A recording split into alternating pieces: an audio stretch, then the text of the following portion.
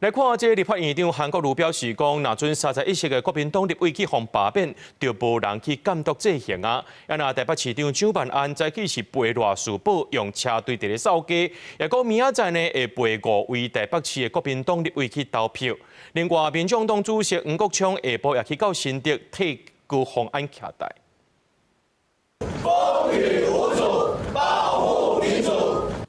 会有选民明仔载到无同意罢免，国民党立法院党团透早伫议场头前举行记者会，立法院长韩国瑜甲副院长江启臣也做会出席。权力如果没有被监督制衡，权力就会像一头怪兽，会像一个妖怪失控。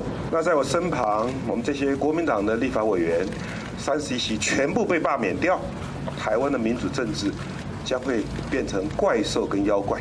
韩国瑜表示，民主政治上基本的原则就是权力一定爱执行，掌握权力的人真简单就走向对倒的道路。希望台湾民众会当甲目睭闭好紧，拍拼收台北市5席的立委，台北市长蒋万安带头来拼最后的阶段，陪国民党立委赖士宝推出无同意罢免的票。民主靠制衡，制衡靠在野党啊。那你在野党力量通通没有了。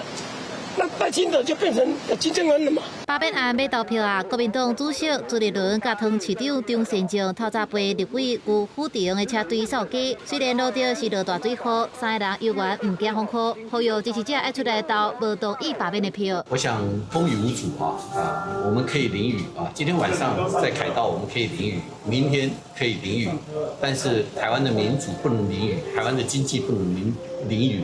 民众党主席黄国昌下晡也到新竹市为高虹安徛台，针对国民党申请行使罢免投票，获法院裁定驳回。黄国昌表示，国民党律师会提出控告，也呼吁支持者2日爱出来替国民党投这一票。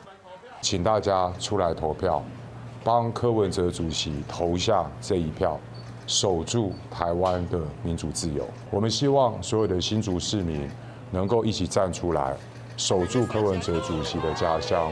守住高虹安市长的成绩。选前之夜，国民党抢到凯达格兰大道的路权，暗时会举办大型的造势活动。民众党主席黄国昌也会出现来相挺，呼吁支持者一定爱出门投无同意罢免。公司新闻采访报道。